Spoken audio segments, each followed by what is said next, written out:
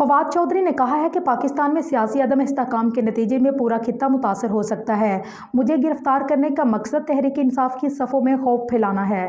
गैर मुल्की चैनल को इंटरव्यूज़ में उन्होंने कहा है कि मुझ पर बगावत का मुकदमा बना क्योंकि मैंने इलेक्शन कमीशन के जानबदार किरदार पर बात की। उन्होंने कहा कि मुझे मेरे घर से सुबह 3 बजे उठाया गया, दहशतगर्दों जैसा सलूक किया गया, मेरे चेहरे को काले कपड़े से ढका गया, तहज़ीक आमेज़ सलूक किया गया। मुझे गिरफ्तार करने का मकसद तहरीक इंसाफ की सफ़ों में खौफ फैलाना है। उन्होंने कहा कि पहले भी हमारे लीडरान को उठाया गया, उन पर तशद्दुद हुआ और तहज़ीक का निशाना बनाया गया। पाकिस्तान में इस वक्त आइन और इंसानी हकूक़ मुअत्तल कर दिए गए हैं। साबिक वज़ीर ने कहा कि तहरीक इंसाफ एक आम आदमी और मिडिल क्लास की जमात है, हमने कभी तशद्दुद की बात नहीं की। उन्होंने कहा कि इमरान खान एक ऐसे लीडर हैं जिन्होंने हमेशा वफाक को जोड़ कर रखा। जो सूरत हाल दरपेश है, इसमें इमरान खान की गिरफ्तारी का भी खदशा है। कहा कि मुल्क में इस वक्त बदतरीन महंगाई के रिकॉर्ड टूट चुके हैं, अवाम मुश्किलात में है।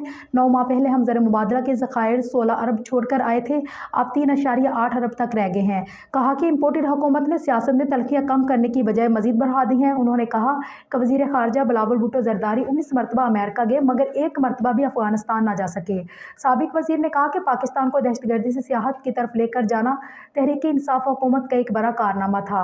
उन्होंने कहा कि मुल्की मईशत को बेहतर करने के लिए ओवरसीज़ पाकिस्तानियों पर एतमाद करना होगा, मईशत की बेहतरी के लिए बरामदात में इजाफा करना होगा, IMF से भी बेहतरीन मामला तय करने होंगे। उन्होंने कहा कि पाकिस्तान में इंसाफ के निज़ाम में लोगों का एतबार ख़त्म होता जा रहा है, जो तशवीशनाक है।